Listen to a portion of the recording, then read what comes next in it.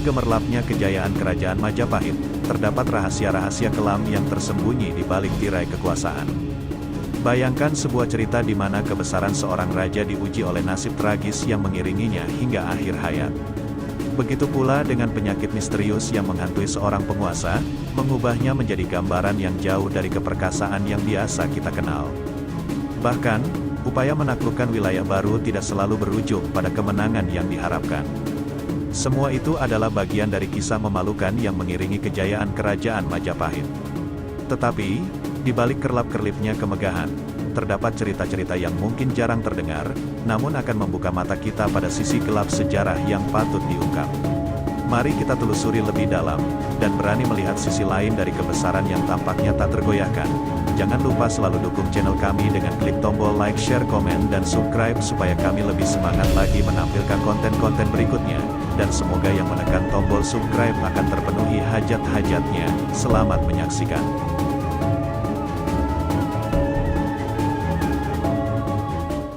Dalam heningnya sejarah, terukirlah kisah yang menggugah tentang kehidupan Raden Bondan Kejawan, putra ke-14 dari Prabu Brawijaya, atau yang lebih dikenal dengan Bre Kertabumi, sang raja terakhir kerajaan Majapahit. Namun, keunikan kisah ini terletak pada asal-usulnya yang tidak biasa dan tak terduga. Menurut catatan dalam Babat Tanah Jawi, Raden Bondan Kejawan lahir dari ikatan Bre Kertabumi dengan seorang dayang bernama Putri Wandansari, yang pada awalnya hanyalah seorang pelayan istana. Namun, nasib berkata lain ketika Bre Kertabumi, yang dikenal memiliki penyakit langka yang disebut Raja Singa, mendapatkan wahyu bahwa untuk sembuh, ia harus menikahi seorang dayang berdarah Wandan dari Sulawesi, dan itulah peran Putri Wandansari dalam hidupnya. Legenda mengisahkan bahwa Bre Kertabumi sembuh setelah menikahi Putri Wandansari, yang kemudian dikenal sebagai Wandan Kuning. Dari pernikahan tersebut lahirlah Raden Bondan Kejawan, yang sejak lahir telah menjadi sorotan ramalan yang kelak membawa malapetaka bagi kerajaan Majapahit. Namun, ironisnya, meskipun Prabu Brawijaya telah memerintahkan agar bayi ini dilenyapkan demi keamanan kerajaan, Raden Bondan Kejawan justru dipelihara oleh Ki Buyut Masahar, dan keberadaannya membawa kejutan yang tidak terduga ketika ia secara tidak sengaja mengganggu Suci Gom Kiai Sekar Delima, sebuah pusaka keraton. Kejadian itu hampir membuatnya dihukum mati, namun takdir berkata lain.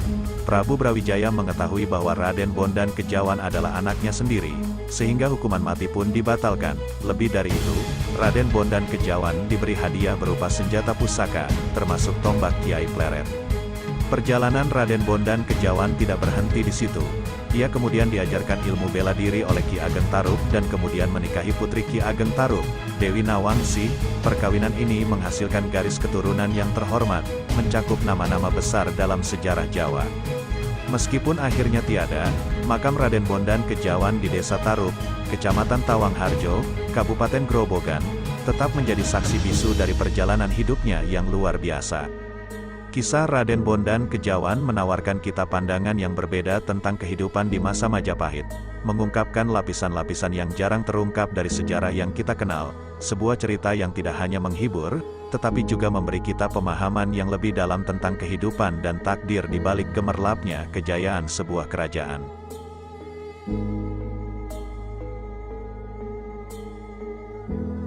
Dalam riwayat kerajaan Majapahit yang gemilang, terdapat secerca tragedi yang menghiasi kejayaan sang raja, Jayanegara. Sang penguasa yang dipercaya memiliki ilmu kebal ini akhirnya harus menemui ajalnya dalam keadaan yang tragis, ditusuk saat sedang berusaha mengobati sakit bisulnya yang mengganggu. Keperkasaan yang disandangnya tidak mampu melindunginya dari tipu daya, ketika ia dipaksa melepaskan jimatnya pada saat hendak diobati. Tanpa disangka, momen tersebut dimanfaatkan oleh Ratanca, seorang anggota Dharma Putra yang dibentuk oleh Raden Wijaya, pendiri kerajaan Majapahit. Dendam yang membara menjadi pemicu aksi tragis Ratanca yang menikam Jayanegara hingga tewas. Dharma Putra sendiri adalah kelompok elit yang terdiri dari 7 orang, termasuk Ratanca, yang dulunya berjuang bersama dalam membangun kejayaan Majapahit. Namun, nasib tragis juga menimpa mereka, ketika melakukan pemberontakan yang berujung pada kematian. Ratanca menjadi satu-satunya yang selamat dari pemberontakan tersebut pada tahun 1319. Sebagai tabib istana, Ratanca memiliki akses yang cukup untuk merencanakan aksi balas dendamnya terhadap Jayanegara.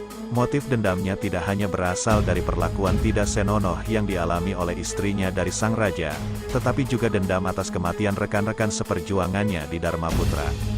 Dalam upayanya menyampaikan keluhan istrinya kepada Gajah Mada pada tahun 1328, Ratanca berusaha menghindari tindakan ekstrim. Namun, ketidakberdayaan Gajah Mada dalam merespons keluhan itu mendorong Ratanca untuk mengambil tindakan sendiri ketika kesempatan untuk mengobati Jayanegara datang. Kisah tragis Jayanegara dan Ratanca menjadi sebuah cermin dari perjalanan kerajaan yang penuh intrik dan kepahitan di balik gemerlapnya kejayaan. Sebuah saga yang mempertanyakan keadilan dan memunculkan kisah-kisah gelap yang tersembunyi di antara sorotan sejarah yang bersinar terang.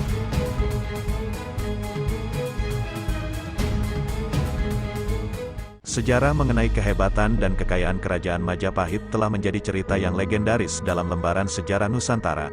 Luasnya wilayah kekuasaan Majapahit tidak hanya memperlihatkan kedikdayaan di antara kerajaan-kerajaan senusantara, bahkan mencapai semenanjung Malaya, menjadikan mereka sebagai salah satu kekaisaran terbesar pada zamannya. Kekuatan angkatan laut yang tak tertandingi pun membuat musuh-musuh kerajaan tersebut dengan mudah ditekuk.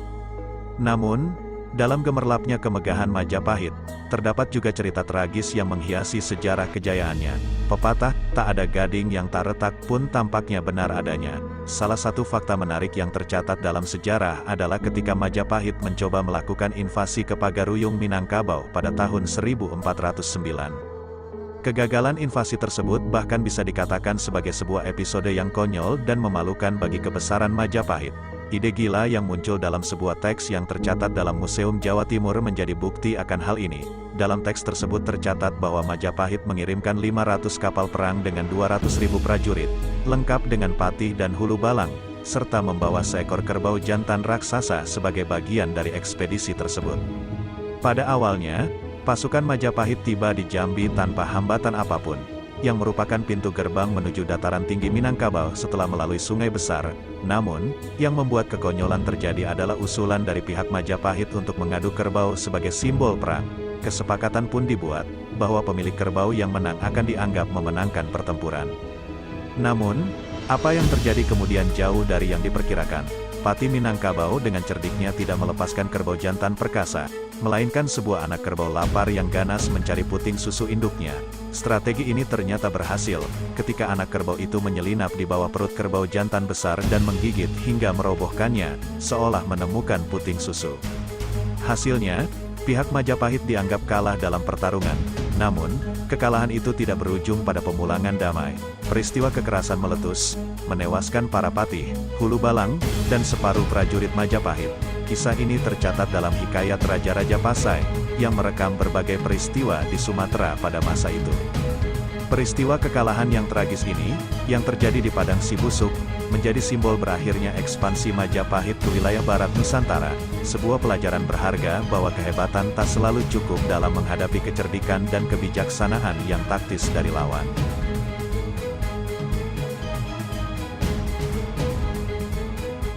Kerajaan Majapahit, sebuah kekuatan yang menjulang tinggi di antara kerajaan-kerajaan Nusantara pada zamannya, menghadirkan kisah-kisah yang memukau namun juga memilukan.